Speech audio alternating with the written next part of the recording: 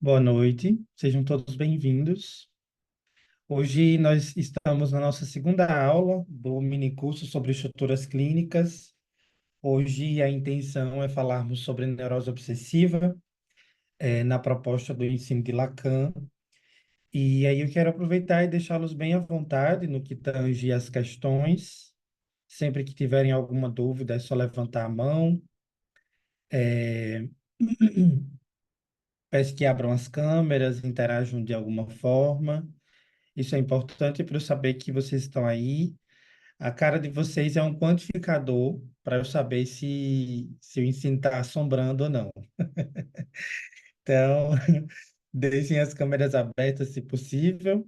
E aí vocês podem ir interagindo como lhes for conveniente ao longo da nossa aula de hoje. Como vocês já sabem, eu sempre tenho pedido que vocês reservem 1h30 para dar tempo de explanar um pouco da proposta que eu pensei.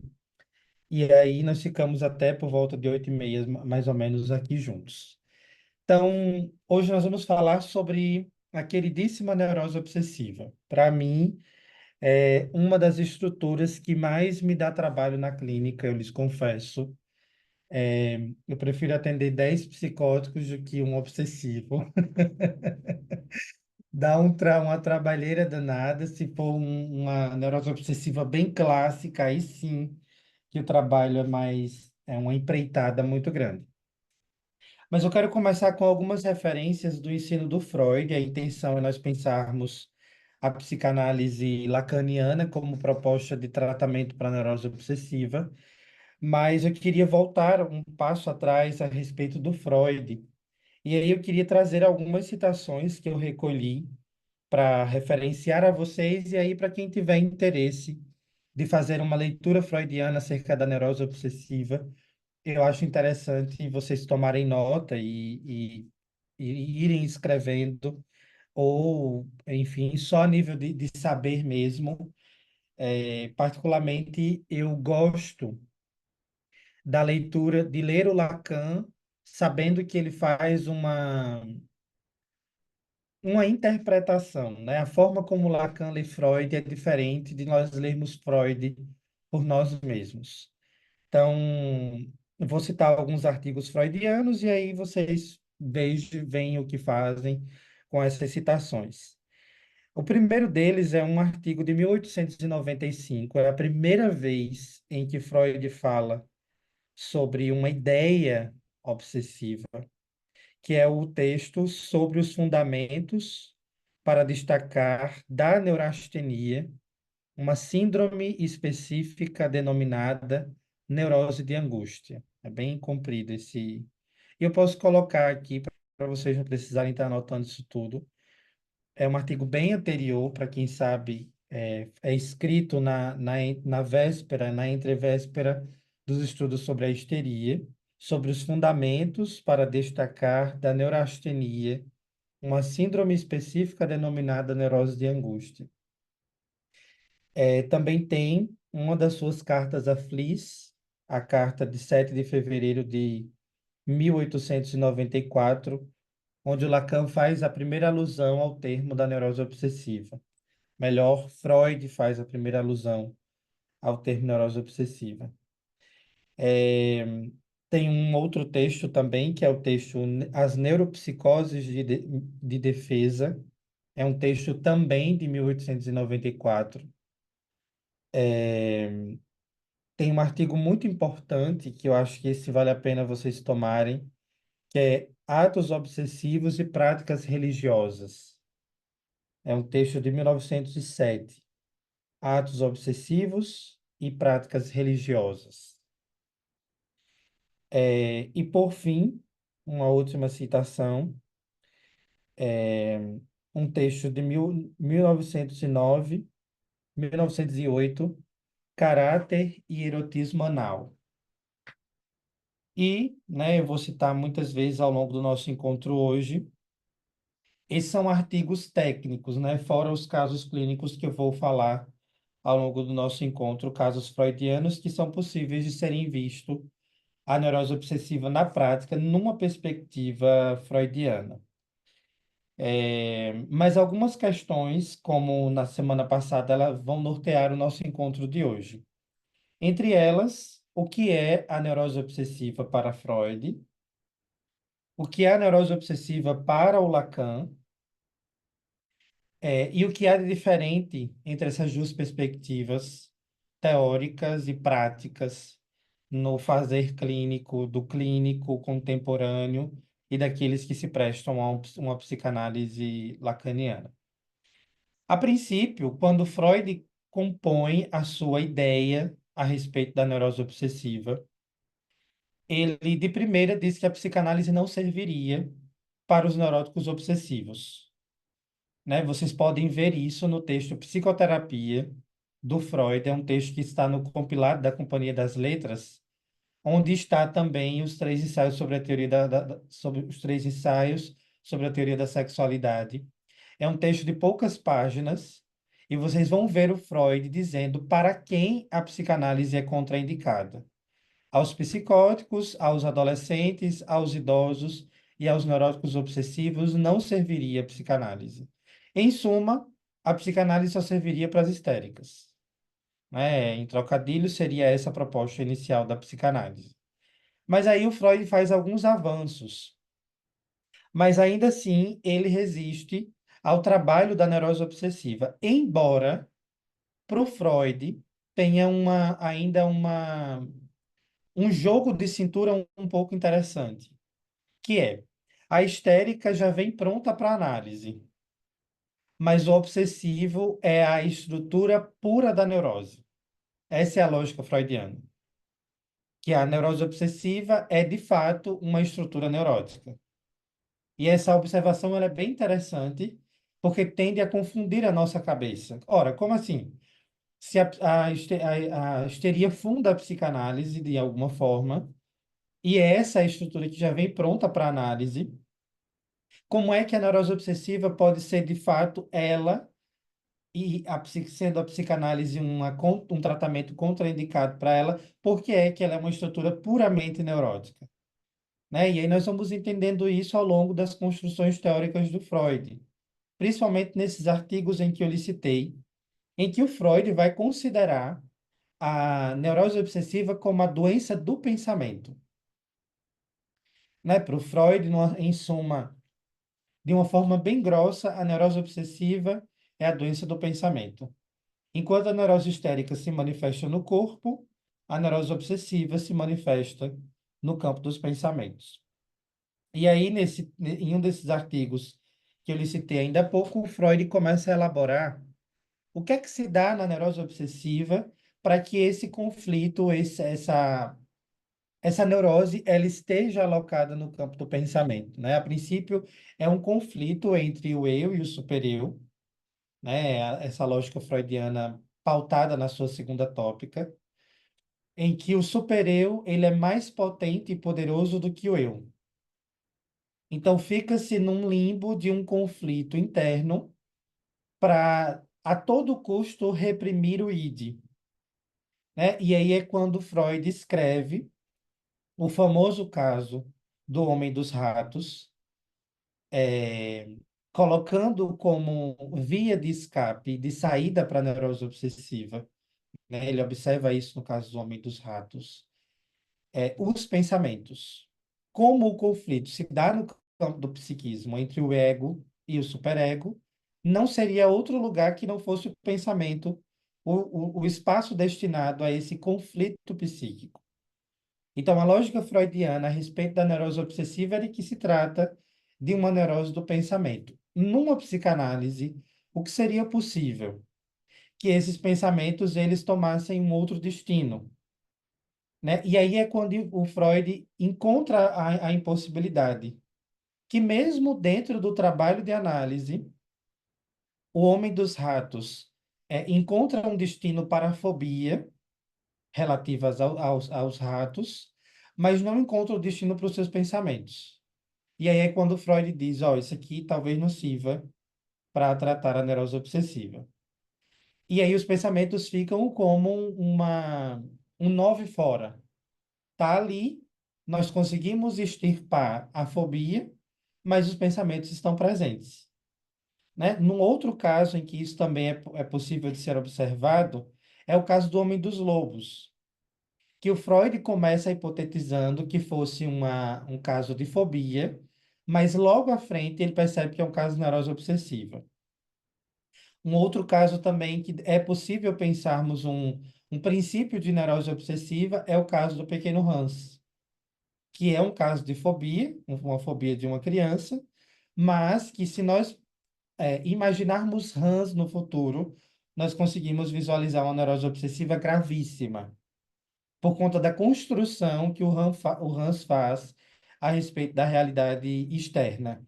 Né? Se vocês observarem, para quem já leu o caso do pequeno Hans, sabe disso, Hans ele constrói uma resposta para todas as suas perguntas.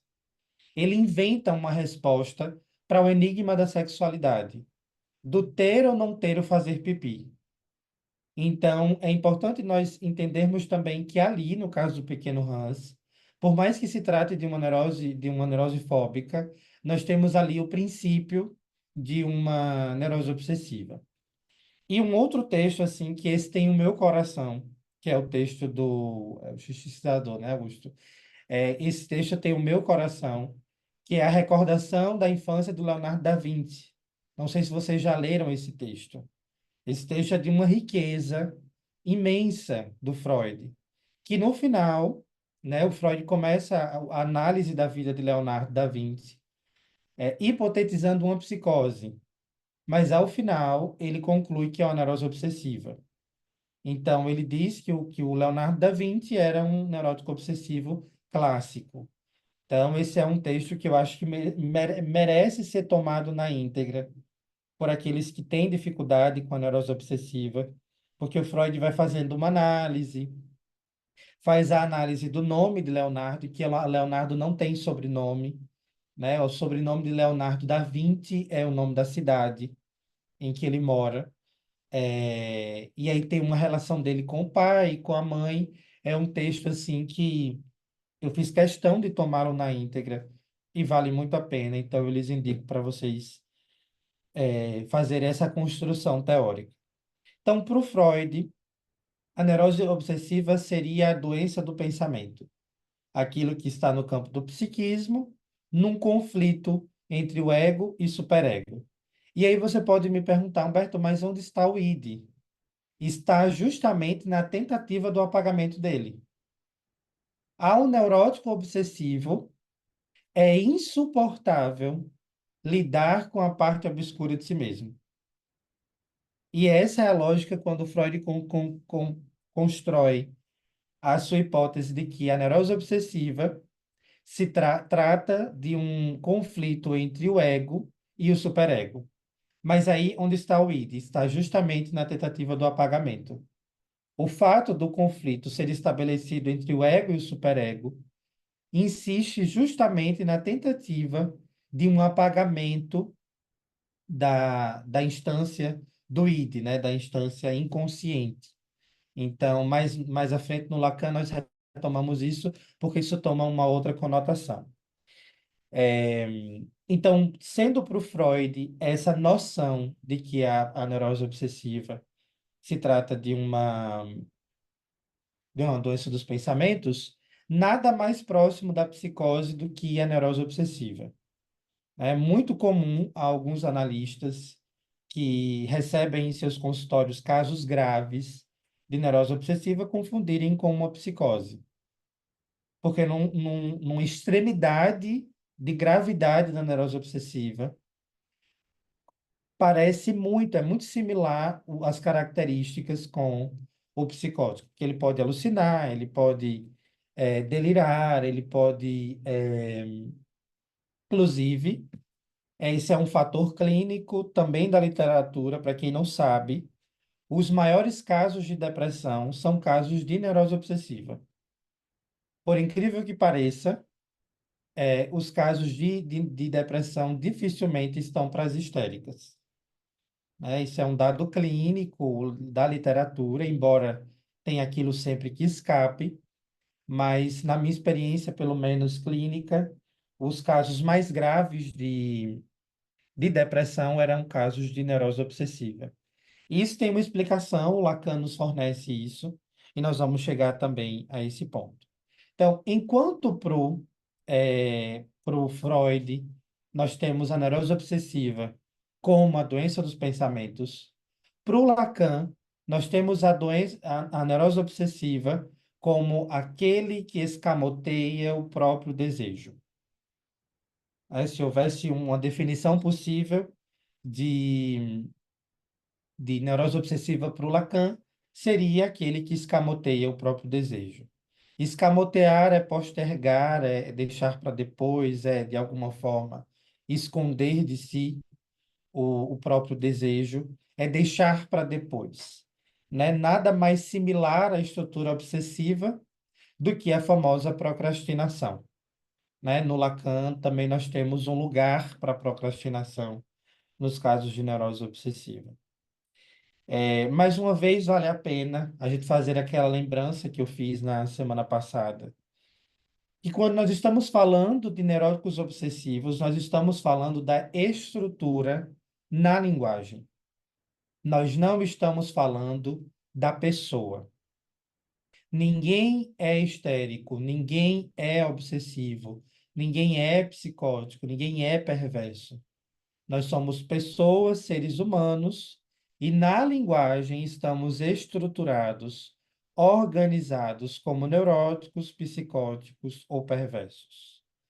E é importante bater nessa tecla mais uma vez, de novo e novamente, porque quando falamos de estrutura clínica, falamos do modo que o sujeito se relaciona com o próprio desejo. E falar de neurose obsessiva é intrinsecamente, quase que obrigatoriamente, ter que tocar na dimensão do desejo. Porque a forma que o neurótico obsessivo lida com o próprio desejo é uma grande incógnita na clínica. A pergunta é: como é que alguém pode buscar tornar impossível o seu desejar?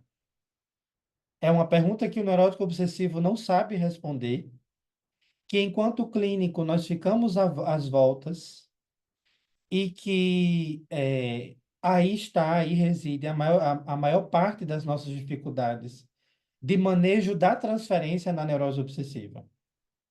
Né? Então, é importante lembrar disso, que o sujeito estruturado na linguagem como neurótico, como na neurose obsessiva, encontra uma forma de lidar com a castração, né? Lembrando que para neuróticos e perversos, a castração ela está afirmada. A castração simbólica ela está afirmada. Né? Essa é uma aula que eu já citei para vocês, que tem no meu canal no YouTube, e que eu falo sobre as estruturas clínicas, sobre a constituição do sujeito a partir das estruturas clínicas, em que eu falo sobre a afirmação e a negação da castração simbólica. Para o Freud, existem três grupos: neurose, psicose e perversão. Para o Lacan, só existem dois grupos: neuróticos e perversos e psicóticos. Para os neuróticos e perversos, a castração simbólica está afirmada, ou seja, há castração, e para o psicótico, a castração simbólica está negada, ou seja, a castração está foracluída. E é sempre aquela lógica. Na neurose e na perversão, o nome do pai é uma ponte com a realidade. Na psicose, o nome do pai é um muro com a realidade. Na neurose e perversão, uma ponte. Na psicose, um muro. Deixa eu ver aqui as questões. Lacan divide a neurose em neurose histérica e obsessiva. No caso, a fobia poderia dizer que ela está dentro dessas estruturas, principalmente da neurose obsessiva. Essa é uma pergunta boa, Clara, porque para vocês que têm curiosidade, né, algumas pessoas sempre perguntam, Humberto, onde está a fobia no ensino do Lacan? Lacan não considera a fobia como uma estrutura assim como o Freud considera. No seminário 16, por volta da aula 10 e 15, Lacan vai afirmar que a fobia é uma placa giratória. Ou seja, ela tanto pode aparecer na neurose histérica, como pode também aparecer na neurose obsessiva. Ela não é classificada em Lacan como uma estrutura discursiva. Ela é um fenômeno que pode acontecer tanto na histeria quanto na neurose obsessiva. O neurótico obsessivo não consegue suportar a parte. Você poderia repetir, por favor? A parte obscura de si mesmo. Isso mesmo, Daniela. Obrigado. Esse ponto me chamou a atenção. Hoje, lendo O Homem dos Ratos, Freud menciona que ele adoeceu aos 20 anos, quando ele esteve diante do confronto de ter que casar com a mulher que não era quem ele desejava. O adoecer do neurótico, tanto histérico como obsessivo, se dá de maneira semelhante ao psicotizar, aquele famigerado ponto que para o Miller estaria diante da psicose ordinária, quase uma redação. Não necessariamente, Augusto. Quando o Freud fala do adoecer, né, aos 20 anos, é o momento em que a crise desponta, né? E é isso que o Lacan ele vai observar, que para nós escutarmos a estrutura, a pessoa não precisa estar em crise, ela não precisa estar em surto, né? Tem uma definição que é um pouco tola, mas vale a pena fazer essa observação. Os neuróticos têm crise, os psicóticos surtam, né? E aí tem uma diferença clássica nessa dimensão, que se os neuróticos eles entram em crise, é uma crise de gozo, é uma crise de desejo, é uma crise de objeto. E o surto na psicose tem a ver com desencadear, com sair literalmente do controle e perder o eixo na realidade. Então, quando o Freud ele fala do adoecimento do homem dos ratos aos 20 anos, isso tem a ver com a pesquisa freudiana, que só conseguia perceber que se tratava de uma neurose obsessiva quando o fenômeno se manifestava. E aqui está a diferença da clínica freudiana para a clínica lacaniana. Escutar o sujeito, observando a estrutura no discurso, nos permite despir-nos dos fenômenos para diagnosticar esse sujeito na clínica. A clínica lacaniana é uma clínica que não depende do fenômeno para poder diagnosticar, para poder definir de qual estrutura se trata naquele caso. O fenômeno discursivo, ou melhor, o elemento discursivo, é o parâmetro que nós temos para poder escutar do que se trata, se é uma neurose, uma psicose ou uma perversão. Então, essa observação que você fez, ela diz respeito à pesquisa freudiana. Então, para o Freud é patologia, não estrutura. Sim, porque ele buscava extirpar, né? No início da psicanálise, para quem está no grupo da terça-feira sabe disso, que o Freud ele buscava identificar a patologia, o sofrimento, a doença da pessoa e extirpar aquela doença e acreditar que aquilo seria um efeito da análise, né? Não à toa o caso da senhora Elizabeth von R, não vou lembrar agora, é um caso bem polêmico freudiano, porque Freud trata, o sintoma é extirpado, ela se afasta do tratamento, faz um burburinho, um inferno da vida da filha, vai para o interior de Viena, faz o inferno na vida dos médicos lá, passa por uma sequência de médicos, nenhum dá conta, e anos depois a filha dela procura Freud para pedir uma carta para poder processá-la na justiça. Porque além de ela adoecer, ela também adoecia as outras pessoas. Então, se nós formos ao princípio da psicanálise, nós vamos observar que Freud, sim, considera nesse princípio a estrutura não como tal, mas como patologia, né? E daí vem a ideia de que a psicanálise cura, né? Certamente no percurso de vocês, eu suponho que vocês já se depararam com alguém perguntando se a psicanálise cura alguma coisa. A origem dessa pergunta está aí, né, de um equívoco que o Nasio faz da leitura do ensino do Freud e diz que a psicanálise cura. Só que aí é o grande problema, que não é a pauta dessa aula a respeito da cura. É, mas só um parêntese, o problema da cura em psicanálise é que quando nós falamos de cura, nós falamos de um membro, de uma localização, de geograficar no corpo do sujeito onde o tratamento vai operar. Então, esse é o problema da cura em psicanálise, mas é tema para uma outra aula. Na neurose obsessiva, a castração simbólica realmente de forma efetiva ou existe uma falha na lei paterna? A mãe anuncia a castração à criança. Se é neurose, a afirmação da castração simbólica ela está afirmada. Essa é a compreensão do Lacan. É, Então, para o Lacan, a neurose obsessiva ela se trata daquele que escamoteia o próprio desejo. Vou trazer algumas citações de alguns seminários e aí eu vou dizendo para vocês onde está. Eu acho importante nós tomarmos algumas coisas ao pé da letra. A primeira citação que eu vou usar, ela está no capítulo 2 do seminário 4 do Lacan. Capítulo 2 do seminário 4 do Lacan, a relação de objeto. Lacan diz assim: a neurose obsessiva é, como pensa a maioria dos aqui presentes, uma noção estruturante que pode se exprimir mais ou menos assim. O que é um obsessivo?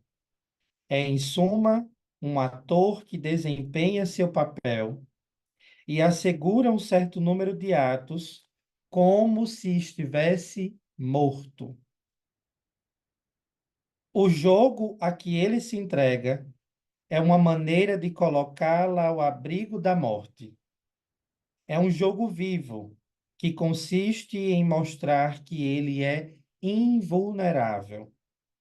Para este fim, exercita um adestramento que condiciona todas as suas abordagens de outrem.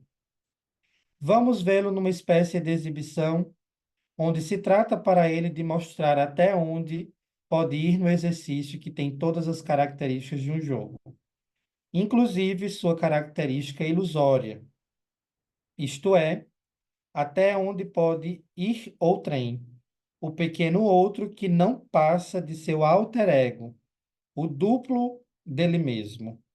O jogo se desenvolve diante de um outro que assiste ao espetáculo.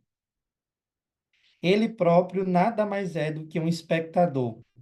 A própria possibilidade do jogo e o prazer que dele retira residem aí. Em contrapartida, ele não sabe que lugar ocupa, eis que há de inconsciente nele. O que ele faz, faz com fins de álibi. Isso ele é capaz de entrever.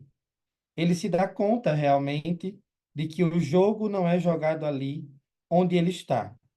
E é por isso que quase nada do que acontece tem para ele verdadeira importância. Mas isso não quer dizer que ele saiba de onde veio e de onde vem tudo isso. Essa é uma das definições mais claras de neurose obsessiva na obra do Lacan, em que ele diz, ao longo de todo esse capítulo, que o neurótico obsessivo é um jogador que assiste o funcionamento do jogo. Contudo, o neurótico obsessivo é um jogador que não joga. E por que o neurótico obsessivo não joga? Ele não joga um jogo para não perder. Essa é uma definição maravilhosa que o Lacan faz ao longo desse capítulo. E aí você pode questionar, ora, como assim é um jogador que não joga? E o Lacan deixa claro, é um jogador que assiste o jogo. Tem uma comparação muito pífia que eu vou fazer, mas se a gente pudesse, assim, de uma forma bem selvagem, eu vou assumir o risco das proporções que isso pode tomar. Numa relação abusiva, o neurótico obsessivo é o abusador. né? Isso pode soar um pouco escandaloso, mas isso é muito curioso de se perceber nos casos clínicos que chegam para nós na clínica. E por que eu me refiro a isso, né? Essa comparação muito frívola? Porque, sendo o neurótico obsessivo aquele que não joga o jogo, mesmo sendo um jogador, e por que ele não joga esse jogo? Para não perder. Porque se ele perder, a castração fica escancarada. E o neurótico obsessivo, ele vai fazer de tudo ao longo da vida para driblar a castração. Inclusive, na relação transferencial com o analista, dos aspectos discursivos mais presentes nos casos de neurose obsessiva é o rechaço, né? No seminário 5, Lacan vai trazer uma definição muito bonita de que a presença do analista é a própria manifestação do inconsciente. Então, quando o neurótico obsessivo rechaça o analista, o que seria o rechaço? Né? Que é algo que é muito difícil, e escuto isso em supervisão quase que diariamente. Alguns analistas que dizem, né, Humberto, eu estou cansado de atender esse paciente, porque tudo que eu digo ele rebate. Se eu faço uma pergunta sobre a vida dele, ele justifica. Se eu trago uma pontuação para dizer que fazê-lo pensar, ele dá a resposta naquela hora. Se eu questiono, deixo interrogação, ele volta com a anotação para a semana que vem para trabalhar o ponto que nós ficamos pendentes essa semana. Se eu corto a sessão com 30 minutos, ele diz que vai ficar 20 minutos para a sessão seguinte, porque ele me paga para 50 minutos e não para 30, né? Essa dimensão do rechaço na neurose obsessiva é uma forma não de rechaço ao analista, mas de, na transferência, representar o rechaço à castração. Por isso que os casos de neurose obsessiva na clínica dão um grande trabalho, porque você manejar o caso, fazer uma intervenção onde para tudo a pessoa tem uma resposta, né? É igual o neurótico obsessivo que se candidata a ser psicanalista. É aquele que vai dar conta de todo o saber e que, se não ler todos os 27 seminários do Lacan, não abre a agenda para atendimento. Que, se não ler todas as obras completas do Freud, não disponibiliza o contato para atendimento. Que vai para o consultório, mas que se percebe frágil teoricamente porque não soube intervir. Né? O neurótico obsessivo, que nas relações e na relação com o próprio analista, é aquele que vai escamotear, inclusive, o próprio analista, que vai colocar o analista, sim, no lugar de dejeto. E, inicialmente, é muito comum ao analista que conduz casos de neurose obsessiva achar que não está fazendo nada, porque faz uma intervenção, o sujeito rebate. Intervém, tem uma resposta. Deixa uma pergunta, ele vem com a resposta na semana que vem. E ainda traz mais o caderninho para anotar na hora da sessão. Ah, eu falei disso aqui, eu vou falar disso aqui agora, e isso aqui, né? E você vai, deixa o caderno de lado, né? Não faz isso. E aí, no final das contas, não serve, né? E aí é interessante a gente pensar também a transferência na neurose obsessiva, que tem que ser pensada, obviamente, no caso a caso, mas tem alguns analistas que brincam, né, que ter uma clínica de obsessivos é ter a garantia de uma renda mensal fixa, porque eles não faltam. E quando faltam, pagam pela sessão, né? Ou, enfim, remarcam e tudo mais. Alguns analistas que brincam, né? Mas o que é que o Lacan quer dizer quando diz que o obsessivo ele reside, ele é bem interessante isso aqui, ó.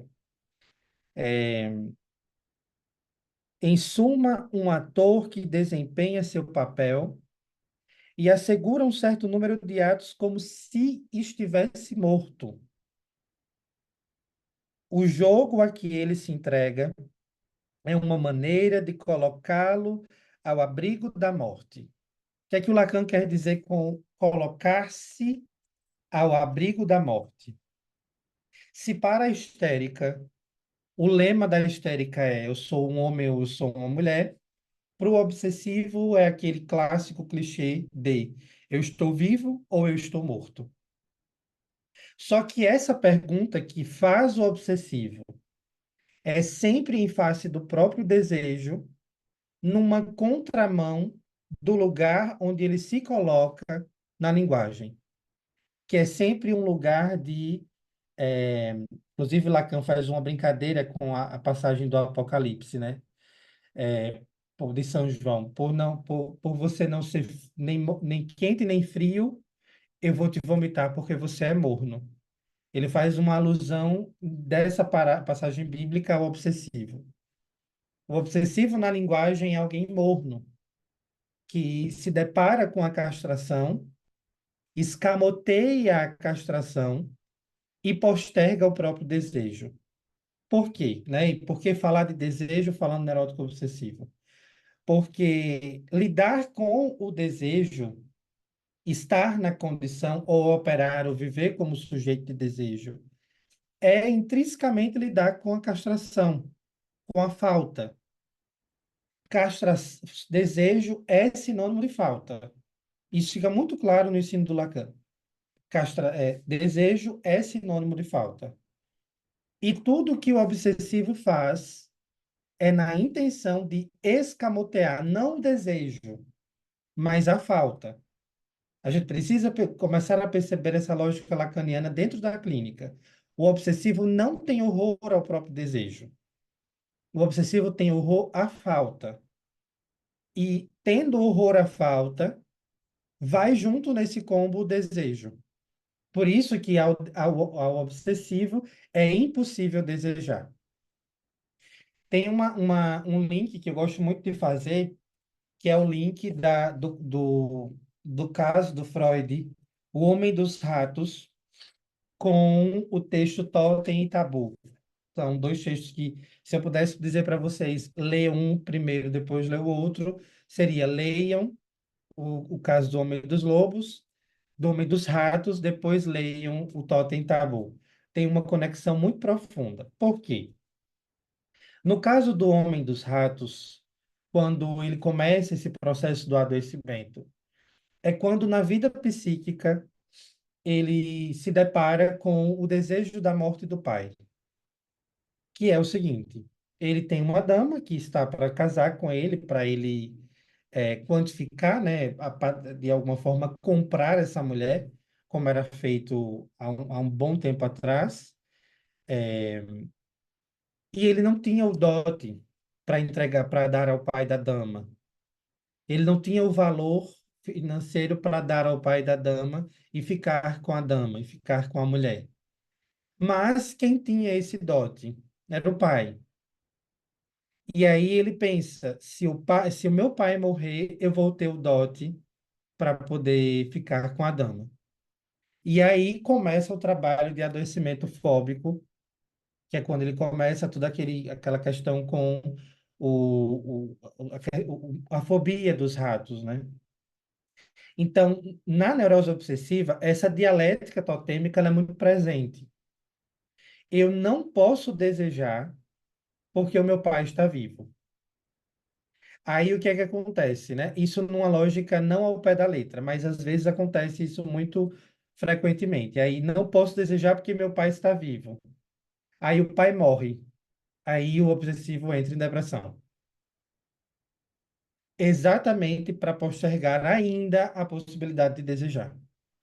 Por isso que é muito comum nos casos de neurose obsessiva quadros de depressão, né? E aí nós vamos chegar nesse ponto do manejo clínico em que a gente observa quais são os riscos que nós corremos ao manejar alguns casos de neurose obsessiva. Tem uma outra citação que eu quero usar, que está no seminário 5, que é um capítulo que o Lacan dedica também só à neurose obsessiva. Eu acho que valeria vocês tomarem também, que é o capítulo 23 do seminário 5. O título do capítulo é O Obsessivo e Seu Desejo. Capítulo 23 do seminário 5. E o Lacan diz assim: O obsessivo, digamos, tal como a histérica, necessita de um desejo insatisfeito, isto é, de um desejo para além de uma demanda. O obsessivo resolve a questão do esvaecimento de seu desejo, fazendo dele um desejo proibido. Faz com que ele seja sustentado pelo outro, precisamente pela proibição do outro. A dialética do desejo obsessivo, e o Lacan define isso nesse capítulo, é a dialética do senhor e do escravo. Enquanto a histérica quer um mestre, o obsessivo quer um senhor. E não pode ser qualquer senhor. É sempre um senhor totêmico, que é a quem ele atribui a vida e a quem ele fica a quem. Ele atribui a vida, os acontecimentos, e acaba servindo. Né? Na dialética obsessiva tem uma lógica de escravo, de senhor e de escravo. Né? E aí o Lacan faz uma outra referência no Seminário 10. Ele diz assim: no nível em que a questão é encobrir a angústia, o ideal do eu assume a forma do Todo-Poderoso. É aí que o obsessivo procura e encontra o complemento do que lhe é necessário para se constituir como desejo, a saber, a fantasia, que é também a base sobre a qual vai e vem, sobre a qual saltita a multiplicidade de seus desejos a serem empurrados para cada vez mais longe. O obsessivo, ele se faz senhor da própria vida. Enquanto a histérica quer que o outro saiba alguma coisa sobre o seu sintoma, o obsessivo, ele sabe sobre o próprio sintoma. E aqui está a maior dificuldade que nós temos, ou uma das maiores dificuldades que nós temos na clínica, que é conduzir os casos de neurose obsessiva. O que é que mais se apresenta nos casos de supervisão, na minha clínica, pessoalmente, mas também ao longo do ensino do Lacan, isso vai se apresentando. O neurótico obsessivo que vem para a clínica falar da semana. Não sei se vocês têm pacientes assim, né, que vem fazer o checklist da semana, né? Ah, segunda aconteceu isso, terça isso, quarto eu saí com a minha mãe, fui no shopping, comi um hambúrguer, tinha cheddar, tinha era com coca, e depois eu comi um açaí, e depois isso, e depois isso, né? E aí a angústia do analista é como lidar com esse tipo de discurso na clínica, né? Eu acho que tem algum de vocês com o microfone ligado, está retornando para mim. A grande dificuldade da maioria dos analistas é como lidar com esse discurso que chega na clínica, né? E aí tem a grande diferença, né? As histéricas chegam prontas para análise, porque a histérica vem, se derrama, né? Fala da vida e chora, e são 4 estações em uma única sessão, a histérica. Né? Uma histérica bem clássica, 4 estações. É outono, inverno, verão. São 34 anos numa única sessão.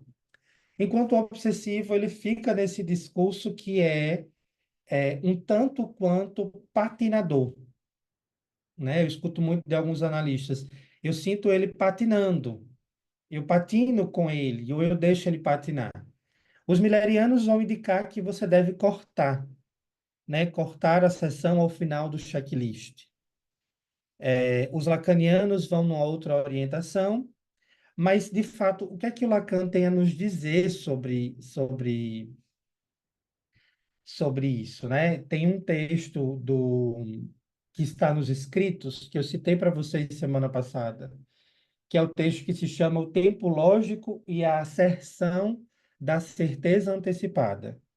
O tempo lógico e a asserção da certeza antecipada está nos escritos. Esse texto é um pouco difícil porque Lacan se serve da metáfora dos três prisioneiros para nos dizer uma coisa que é muito óbvia, mas que eu preciso lhes dizer, se servindo desse texto do Lacan. Cada um se analisa como pode. Cada um se analisa como pode.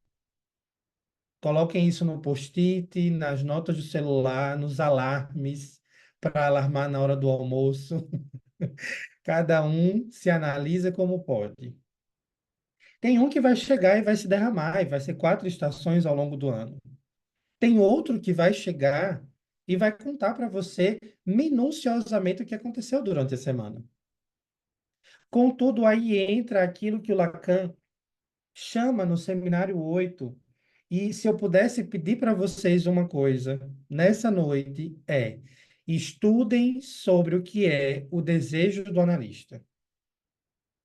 Se eu pudesse pedir para vocês, eu pediria isso, e vocês pudessem me atender. Estudem sobre o que é o desejo do analista. A gente tem muita dificuldade na clínica porque a gente não sabe para que serve e o que é o desejo do analista. Em suma, é uma definição que Lacan traz no seminário 8. O desejo do analista é única e exclusivamente o desejo de que haja análise. O desejo do analista é única e exclusivamente o desejo de que haja análise. E, se esse é o desejo do analista, de que haja análise, cabe ao analista proporcionar ao sujeito que o procura meios para poder dizer daquilo que lhe atravessa.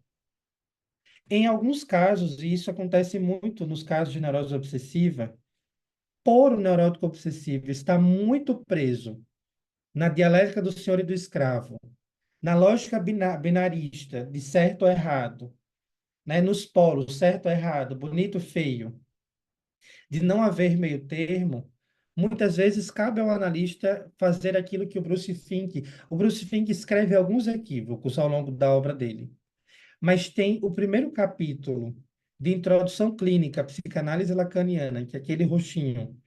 Ele traz um conselho para a nossa clínica que eu acho fundamental, principalmente para os analistas que sofrem com pacientes que vivem no checklist no consultório. Corte de sessão, tempo de sessão variável, brusco, violento, escroto, não vai ajudar seu paciente a entrar em análise. Não ajuda. O que o Bruce Fink vai nos trazer é quase que uma solução, que ele vai chamar de função pedagógica da análise. Tem uma coisa muito interessante que o Freud faz na abertura do texto, Análise Terminável e Interminável. Desculpe, que é logo na primeira página. Freud traz o caso de um neurótico obsessivo que já fazia um tempo que estava no tratamento nessa lógica de falar da semana, falar das besteiras, falar das trivialidades, falar do que não interessava. E aí Freud chega para ele e diz: ó, você tem até dezembro para entrar em análise. Se não, eu vou encerrar seu tratamento. Na semana seguinte, o paciente entrou em análise. O que é que Freud fez?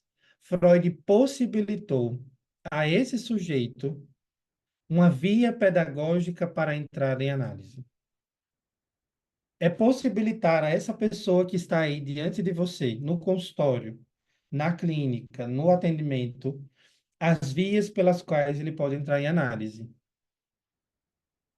E entra daquele ponto, né? A dialética da transferência, da demanda, da necessidade e desejo. Mas o paciente tem que aprender sozinho.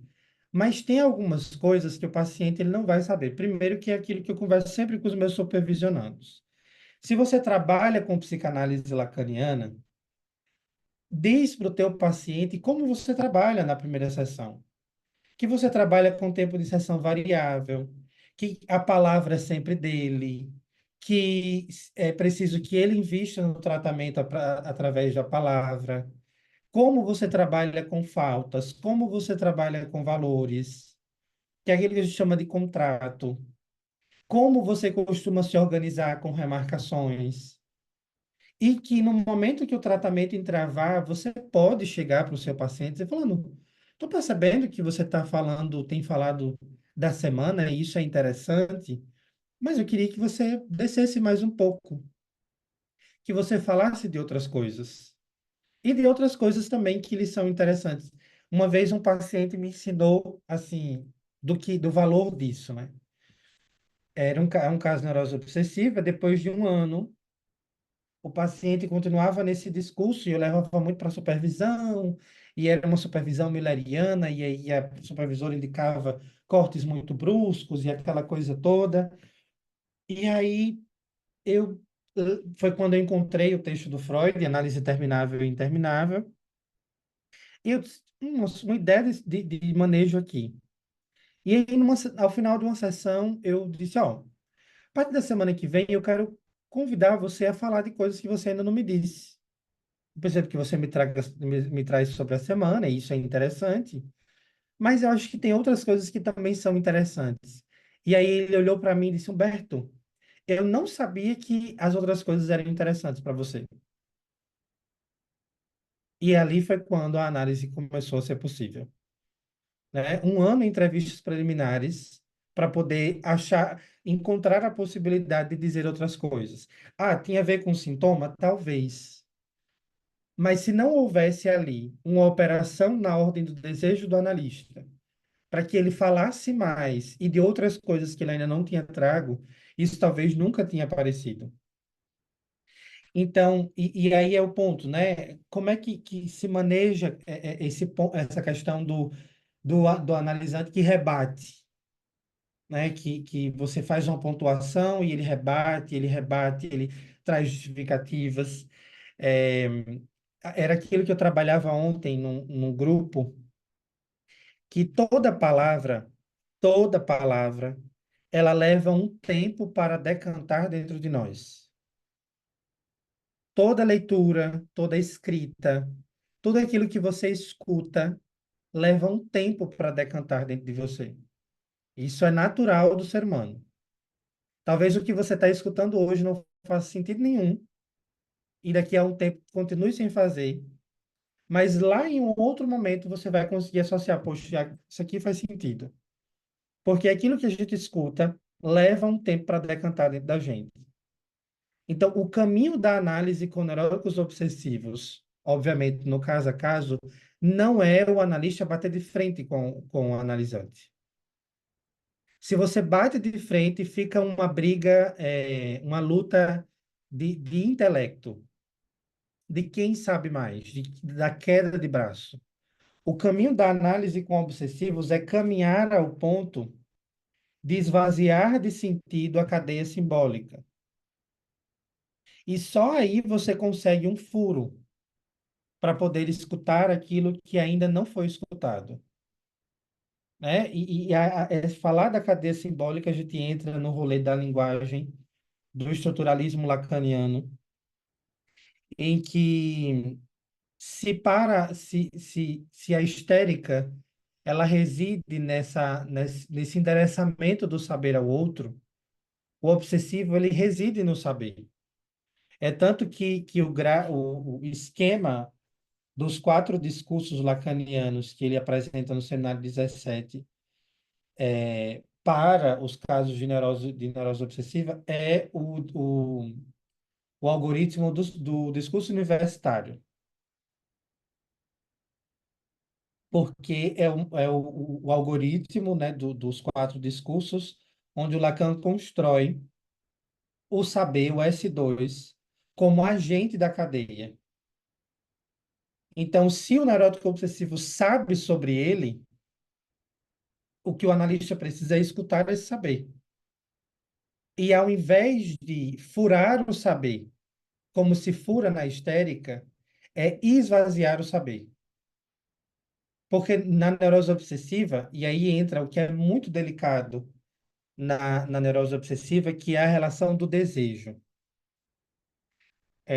Se há uma relação de saber, há também uma relação fálica. Então, o neurótico obsessivo, ele sabe que sabe sobre ele, né? Ele sabe sobre tudo. É o todo-poderoso, como chama o Lacan.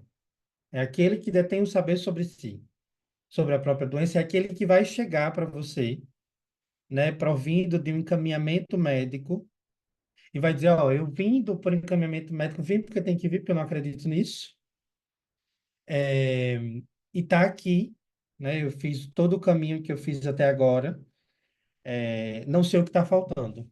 Né? Eu tenho tudo, eu tenho uma vida perfeita, eu tenho uma família perfeita, eu tenho uma casa perfeita, eu não sei o que falta, eu estou adoecido. E eu não aceito porque eu não estou bem, eu não aceito porque a vida tá boa e eu não estou bem. E aí o analista, o querido do analista, vai tentar interpretar isso, né? Uma furada.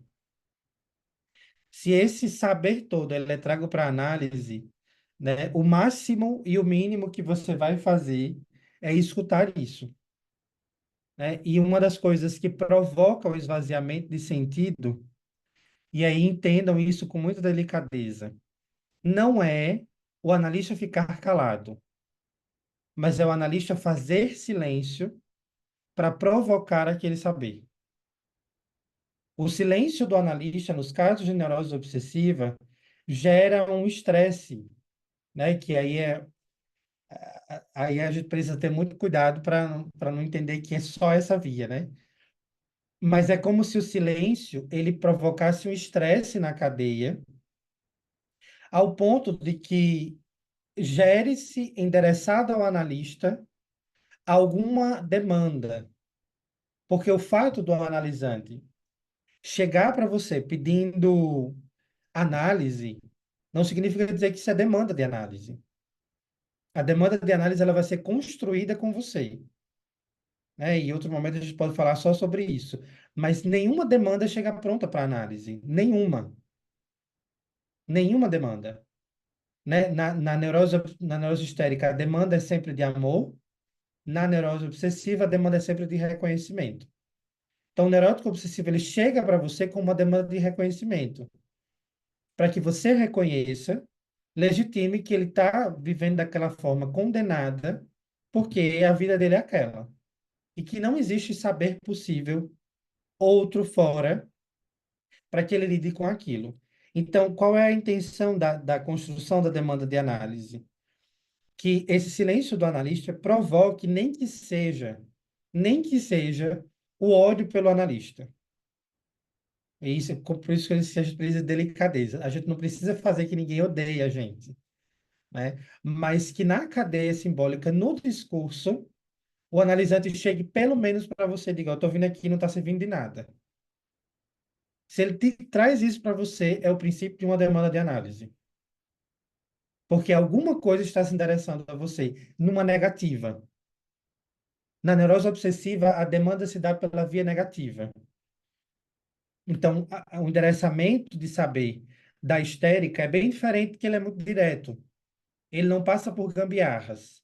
A histérica olha você, que analista lindo, né? Essa analista tem o cabelo da minha vida, tem o cabelo que eu quero, né? Ela tem uma vida perfeita, ela tem filhos, eu vi no Instagram que ela tem filhos, então eu vou para ela porque ela vai entender minha maternidade, né? A histérica já chega plena a demanda chegou, paybooth, identifiquei, participou de um congresso de psicanálise, a voz da minha analista já me acalma, né? A histérica já tem essa coisa meio mística.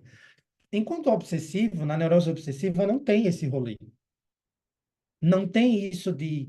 É tanto que o obsessivo ele vai resistir até as últimas para dizer que chegou até você porque você sabe demais. Ele vai, inclusive, negar que a análise está fazendo algum efeito na vida dele. Né? Que é justamente, né? O que é que explica isso? A dialética do Todo-Poderoso, que é o que o Lacan traz no Seminário 10. A dialética do Todo-Poderoso é daquele que sabe sobre si, sabe sobre o mundo, né? Aquele que escamoteia o próprio desejo. E aí é a contramão, né? O saber do obsessivo é a solução que ele encontra para não ter que lidar com a ausência do desejo. Né? Essa lógica lacaniana ela é maravilhosa, que inclusive ele constrói isso no seminário 6. que antes de passar a palavra para a Jennifer, eu queria colocar, no capítulo 24 do Seminário 6, o Lacan diz assim: temos o obsessivo, se quiserem, e a histérica. Vamos tomá-los todos juntos, na medida em que, num certo número de traços, veremos um iluminar o outro. A questão é não se aproximar do objeto da fantasia, na medida em que ele desemboca no desejo do outro. Para isso, evidentemente, existem várias soluções. Uma solução, como vimos, é a promoção do objeto fóbico, o objeto de interdição. Trata-se de interditar o quê? No final das contas, um gozo que é perigoso, porque abre diante do sujeito o abismo do desejo como tal. Não é porque o neurótico obsessivo, não é porque a pessoa pensa demais que ela é obsessiva. Lacan está desbancando isso. Pensamento não é para Lacan, na clínica lacaniana, condição e requisito para diagnóstico diferencial. O que nós precisamos ouvir na clínica com neuróticos obsessivos é como ele lida com o próprio desejo.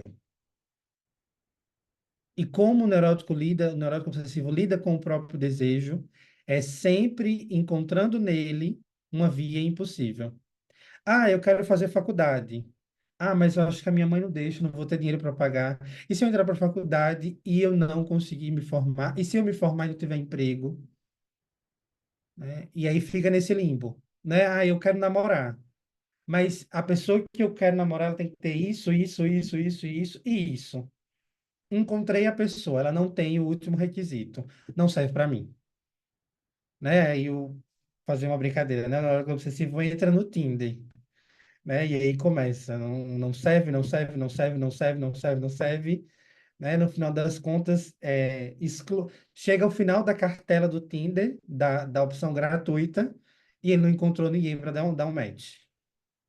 Ah, eu fui para uma balada, não consegui sair com ninguém, né? Mas como assim? Saiu com ninguém, não beijou ninguém, não ficou com ninguém, não. Todos que tinham lá tinham cara de marginal, são pessoas que eu não gosto, e é isso, né? E aí, tá. Né, a pessoa chegou um cara em mim, mas pediu para dançar comigo, eu disse que não sabia dançar. Ele pediu para me ensinar, eu disse que não queria.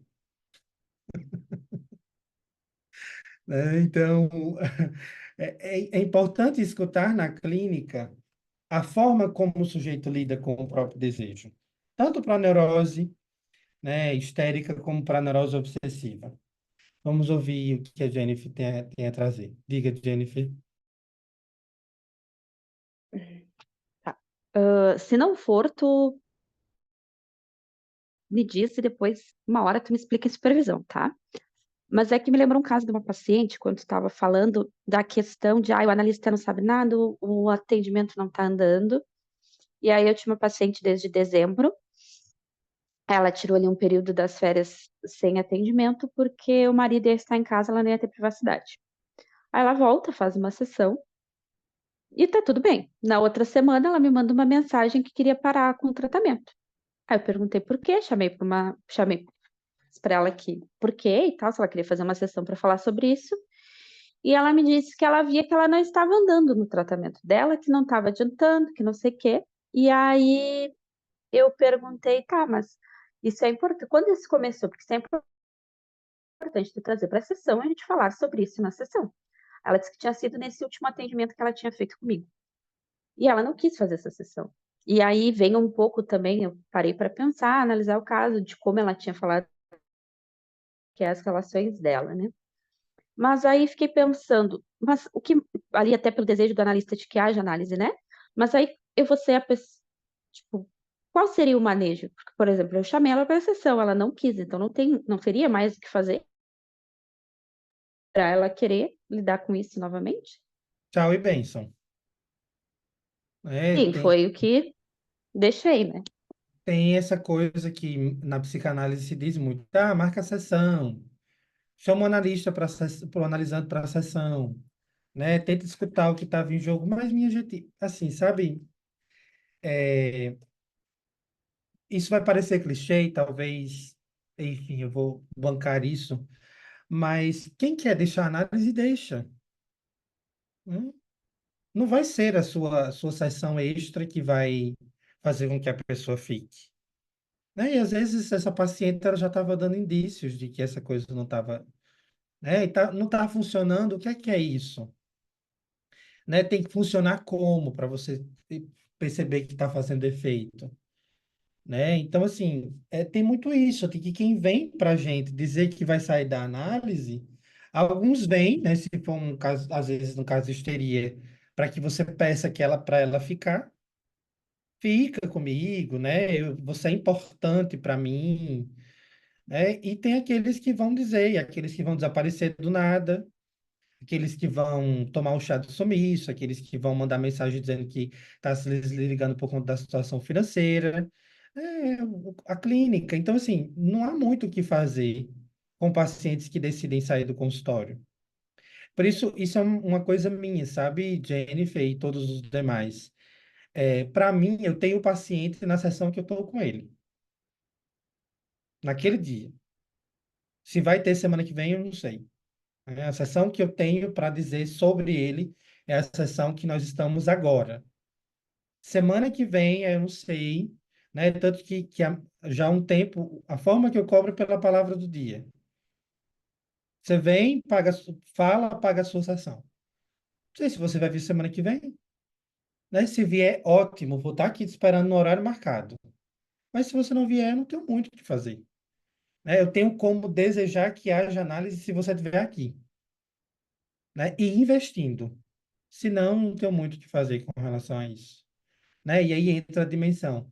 Desejar que haja análise não é falar pelo analisante nem desejar por ele, né? É desejar que se desperte nele o mínimo de desejo.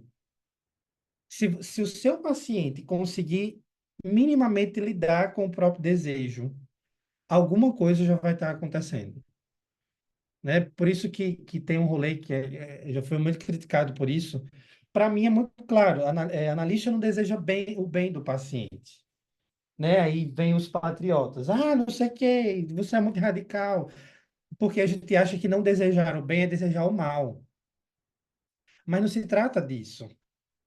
De que o desejo de bem para o seu paciente é você que deseja o bem que é para você. Eu desejo que o meu paciente deseje. E se houver desejo, ele vai fazer da vida outra coisa. Ele vai poder lidar com o sofrimento de outro jeito. Ele vai poder se haver com a merda da vida dele. Agora, desejar o bem para o paciente, né? Mas aí é outra discussão, né? Que não é o objetivo da aula. Diga, Eugênio.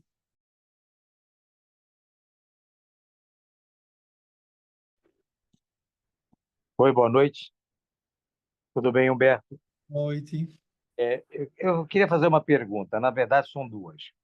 A nossa colega, aí, quando abordou que a paciente se comportou daquela forma, querendo desistir, eu também tenho o mesmo pensamento que o teu. Se o paciente deseja não vir mais fazer a terapia, eu acho que é um direito que ele tem e temos que respeitá-lo até que é o momento que ele vai perceber da necessidade desse retorno. Já aconteceu isso e é comum a terapia. Muito bem. Agora, você falou uma vez que chegou para o seu paciente e disse o seguinte: olha, semana que vem eu quero que você traga para mim todas as informações e tudo que você deixou de falar até hoje. Isso com quase um ano, não foi isso que eu escutei? É isso mesmo? Perfeito. Então, talvez com a nossa colega possa ter acontecido isso, ela não tenha percebido que havia algo mais que aquele paciente precisava ter dito, que ele falou que não estava fazendo efeito, não estava surtindo o resultado que ele precisava. Ela pode ter se enquadrado nesse quadro e não ter percebido que algo mais ele precisava falar e poder também trazer. E outra coisa, por que às vezes ficar um ano para perceber que esse paciente tinha que trazer algumas outras informações necessárias para a terapia e surtir o efeito desejado para ambas as partes?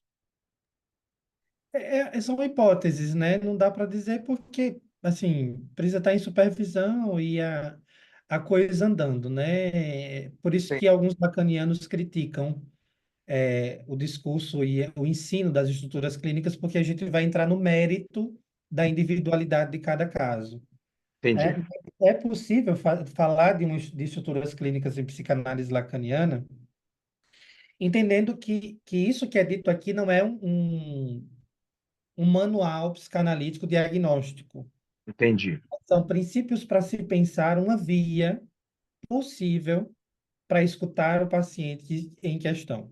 Então, assim, se foi um manejo que poderia ter sido feito e não foi feito, essa é a grande questão da psicanálise. A gente não vai saber disso nunca, né? E com relação à questão do paciente que eu trago, tem a ver também com o caso a caso, né? Tem pessoas que vão precisar falar da semana por um tempo, até que consiga confiar no analista para poder dizer de outras coisas, né? E o Sim. neurótico obsessivo tem também essa questão da confiança. Se ele não confia, não tem análise, Mas, com né? certeza. Alguns neuróticos obsessivos são bem desconfiados, né? A Sim. depender do funcionamento de cada um. Até que se possa criar esse elo de ligação de confiança, às vezes demanda um tempo. É perfeito. Sim, Tá? sim, isso mesmo. Humberto, obrigado pelo esclarecimento. Gislaine, Roberto, quando você trouxe a fala, boa noite a todos primeiro, né? Quando você trouxe a fala do e se, e agora uma colega colocou mas, né? Eu fiquei com uma dúvida aqui. E não sei se eu vou perguntar e vamos lá. Esse obsessivo, esse neurótico obsessivo, ele dá pistas. E dá para dizer que, por exemplo, na clínica, no dia a dia, que ele chega, é como se essa neurose fosse se intensificando, mas inicialmente ele vai dando algumas pistas, por exemplo. Por que eu estou trazendo isso? Eu ouço muito, muito, muito isso no discurso dos ansiosos. E aí eu fiquei pensando, será que tem alguma relação? Será que tem alguma talvez esse é um iniciozinho ali, se é possível pensar nisso, sabe? Faz sentido a pergunta, talvez? Não sei, fiquei. faz. Só não dá para. Que faz a sua pergunta, mas só não dá para pensar nisso, Gislaine, como a primeira preocupação do analista não deve ser de que estrutura se trata, né? A primeira preocupação do analista tem que ser: você está escutando o inconsciente? Essa é a primeira preocupação do analista. Porque se a gente se atém ao detalhe, e estrutura é detalhe, estrutura é detalhe, né? O que importa para nós em psicanálise lacaniana é o sujeito do inconsciente. Se você escuta o sujeito do inconsciente, você de pronto vai conseguir perceber se trata de uma neurose ou de uma psicose, é o ponto mais importante. E a forma como cada estrutura se organiza, por exemplo, na psicose, a esquizofrenia e a paranoia, são formas de lidar com a castração de um jeito diferente na psicose. A histeria e a neurose obsessiva são formas na neurose de lidar com o próprio desejo, com a castração. Então, há um princípio, sim, é possível perceber, né? Por exemplo, no discurso dos ansiosos, não tem como dizer se os ansiosos são mais obsessivos ou mais histéricos, não tem como. Mas é muito recorrente que esse discurso, por exemplo, do TDAH, da ansiedade, né, esteja presente na neurose obsessiva, né? O neurótico obsessivo que procrastina, né? A procrastinação, o que é a procrastinação, se não postergar o próprio desejo, né? A procrastinação é uma forma de postergar o próprio desejo, né? O neurótico obsessivo, ele procrastina e não só de deixar. E aí o que é curioso, né? É aquilo que eu dizia no grupo de supervisão. O procrastinador, ele só deixa as coisas para cima da hora porque ele sabe que ele dá conta. Ele sabe que ele dá conta. Dificilmente você vai ver alguém que se queixa de procrastinação ser irresponsável com as coisas que se propõe. Ele dá conta nos 45 minutos do segundo tempo, né? Mas são associações que precisam ser feitas de uma forma muito delicada, para a gente não cair na tentação de escutei o paciente e pingo, a neurose obsessiva. Não é. Se na primeira sessão você sai com uma hipótese diagnóstica, você não está escutando o sujeito inconsciente.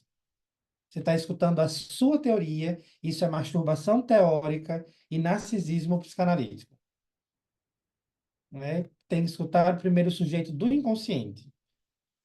A estrutura, se é neurose obsessiva histérica, se é paranoia, esquizofrenia, isso vai se dando com o tempo de escuta. Tem uma amiga minha que ela brinca, né? Ela diz que até certo tempo ela escuta todo mundo como se fosse psicótica.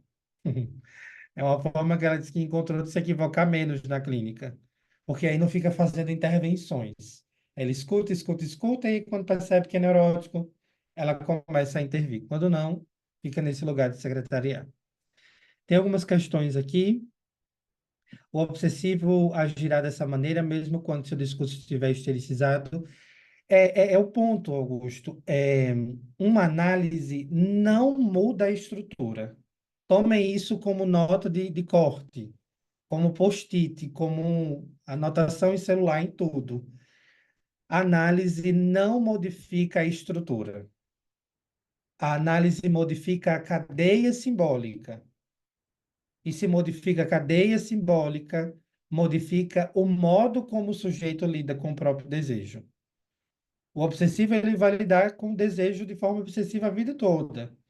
A diferença é que ele vai encontrar contornos para isso. Inventar gambiarras.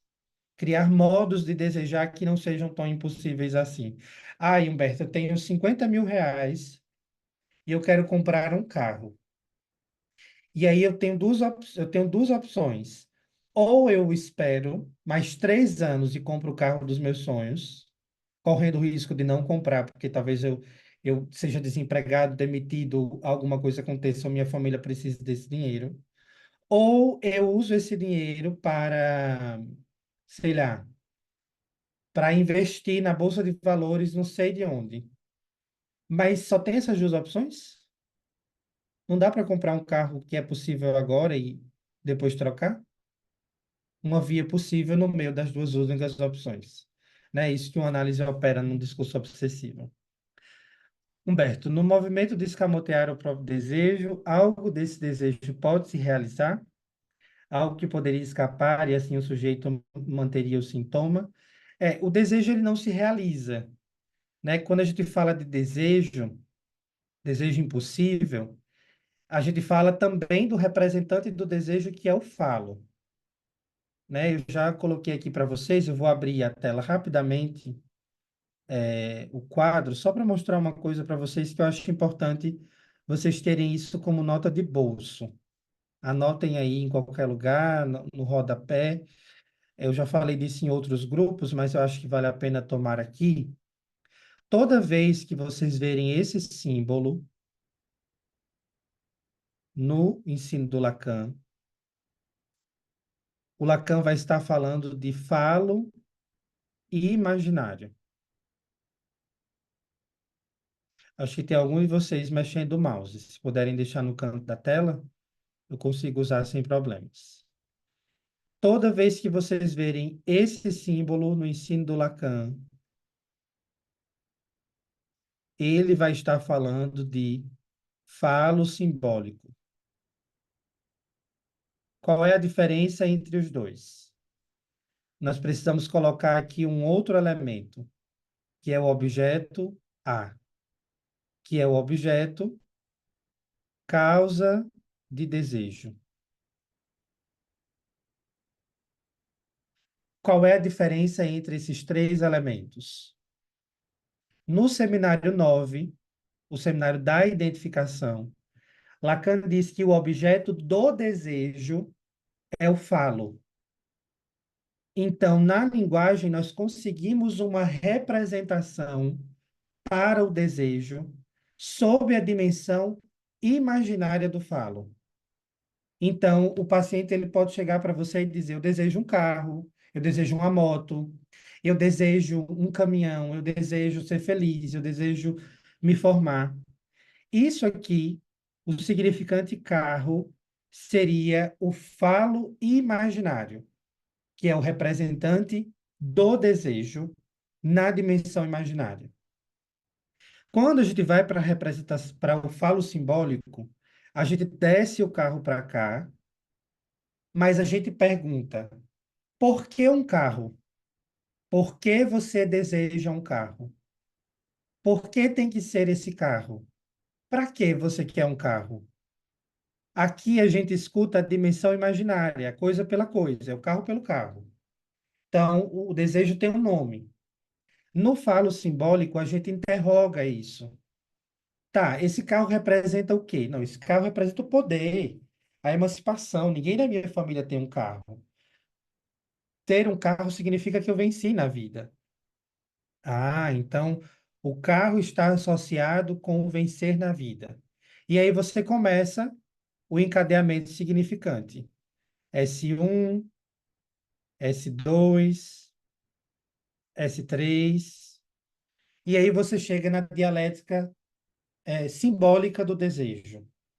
Quando a gente fala do objeto causa de desejo, é justamente o buraco da castração, ou o buraco que a castração deixa no neurótico, que o neurótico vai tentar lidar de uma forma como lhe é possível. Então, quando a gente fala do desejo impossível na neurose obsessiva, nós estamos falando de um desejo que é simbólico, de um desejo que não vai se realizar.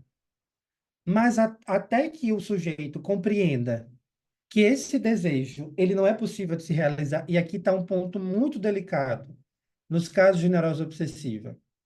O neurótico obsessivo vem para você e diz, ó, a minha vida só vai se ajustar quando eu me casar. E aí você começa a investigar por que o casamento e aquela coisa toda. E aí você diz, você intervém. Será mesmo, né? Você intervém no caso do neurótico obsessivo. Será mesmo que o casamento pode te trazer felicidade? A depender da estrutura, uma questão como essa pode desiludir o paciente. E um paciente desiludido é um paciente depressivo. Então, muito cuidado nas intervenções nos casos de neurose obsessiva. O caminho não é operar escrotamente sobre o discurso. O caminho é investigar esse discurso, saber para onde ele aponta, porque, como parafraseando a maravilhosa Lispector, nós não sabemos qual defeito sustenta o edifício do eu. Então, muito cuidado nas intervenções, muito cuidado com a inquietação de só estou ouvindo a semana, só estou ouvindo a semana, e não tem mais nada, porque na semana tem o sujeito. Né? Eu escutei uma coisa muito bonita de um professor de português esses dias, que ele dizia assim: o sujeito da frase é o único que pode mudar o verbo. Isso é muito óbvio, mas é uma coisa muito bonita e lacaniana. O sujeito da frase é o único que pode mudar o verbo. Sem sujeito não existe modificação do verbo. Então, na semana existe um sujeito. Ele está contando para você. Você que não está escutando. Humberto, qual é o capítulo do seminário 10? Claro, é o capítulo. Vou confirmar aqui. É um capítulo muito bom, inclusive. Capítulo 22 do seminário 10. O que seria entrar em análise? Uma resposta bem tola, né? Que é sair das entrevistas preliminares. Mas não seria só isso, né? A entrada em análise tem a ver com um giro no discurso, né? O Lacan deixa claro isso no seminário 19, ou pior. Ele começa o seminário dizendo assim: a entrada em análise é marcada por três momentos. O sujeito ele chega para você e diz o que eu sou para o outro. O segundo momento, o que o outro pensa de mim. E o terceiro momento, o que eu penso do que o outro pensa de mim. Nesse terceiro momento é quando o sujeito entra em análise. Então, a entrada em análise seria como um giro no discurso.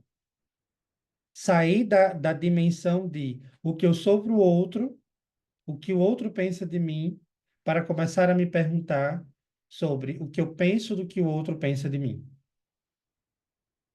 Acho um pouco complexo o trabalho com obsessivo porque sempre há empecilhos. Fico um pouco na dúvida de como deve ser o manejo com obsessivo. De fato, Eduarda, a clínica com obsessivos ela é bem difícil, justamente por essa relação com o saber, né? O obsessivo ele sabe muito.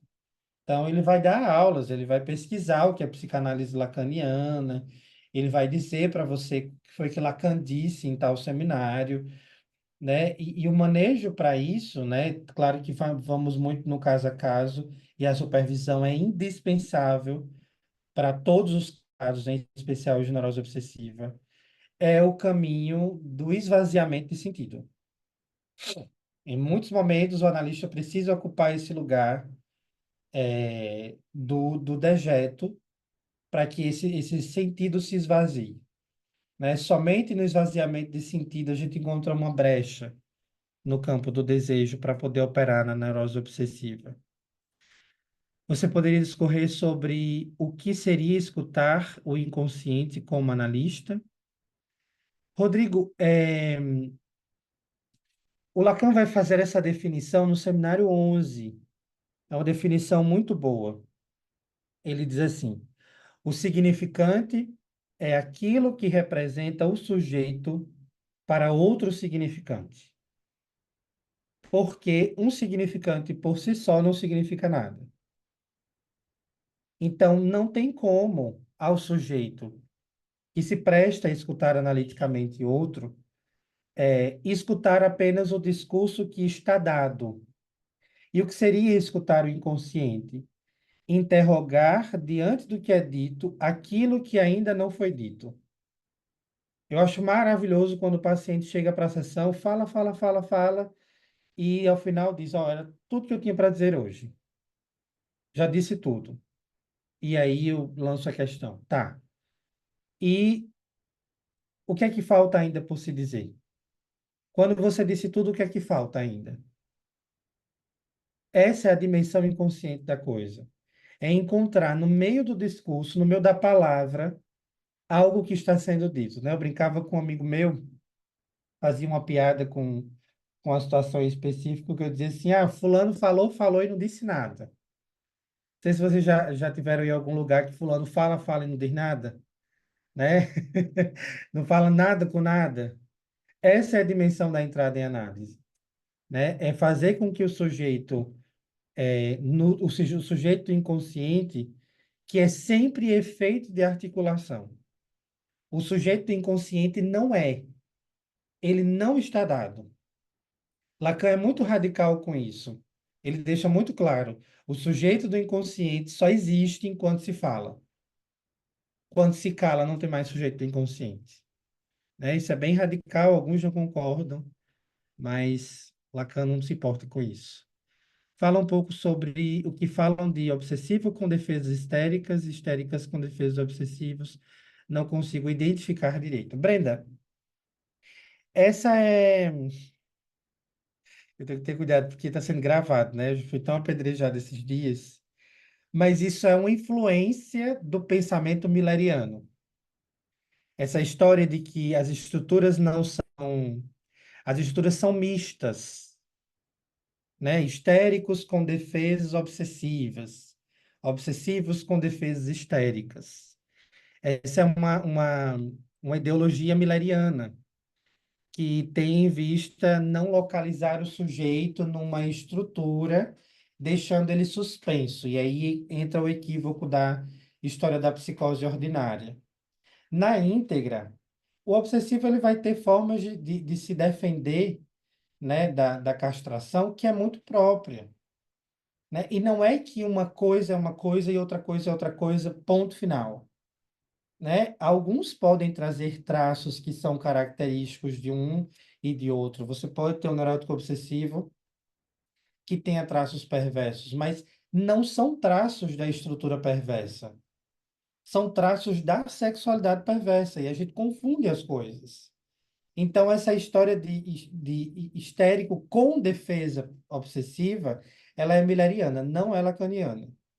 Em nenhum momento do ensino do Lacan, Lacan fala de neurótico com defesa histérica ou obsessivo com defesa histérica, né? Não tem esse trocadilho. Esse é um trocadilho milleriano. As estruturas, não são puras, como alguns pensam, mas elas se organizam discursivamente, né? E na íntegra, é, essa palavra defesa, ela é mais freudiana do que lacaniana, né? O neurótico só se defende daquilo que se sente ameaçado. E isso Freud quem fala. Camila, e como se dá a relação da histérica e o obsessivo com o outro? É aquilo que eu coloquei na aula passada, Camila.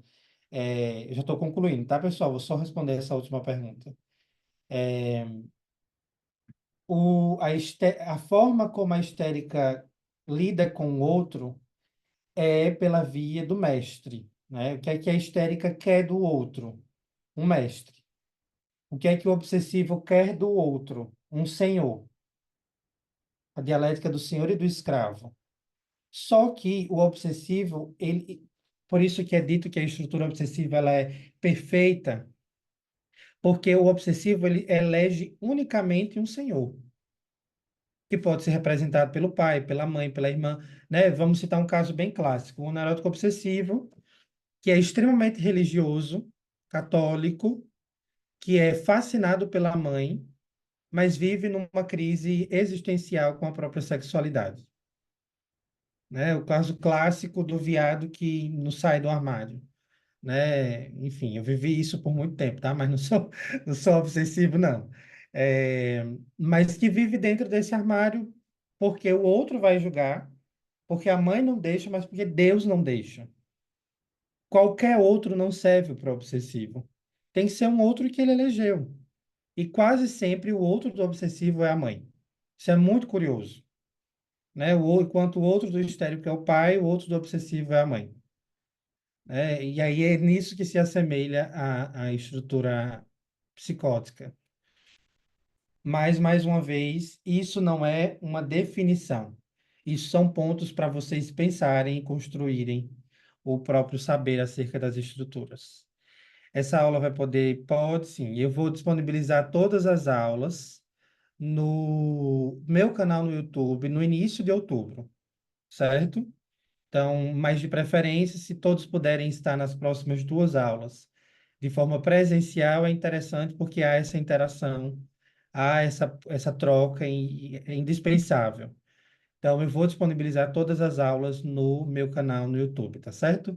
Inclusive, já aproveito para lançar para vocês aqui, no mês de outubro, eu vou estar lançando um estudo sobre a estrutura histérica, né? Então, para quem está às voltas na clínica da histeria, vão ser dois encontros durante o mês de outubro sobre a estrutura histérica. Eu lanço para vocês a proposta e vou também lançar desconto para quem está participando das aulas do mini curso, para vocês adquirirem com desconto, tá certo?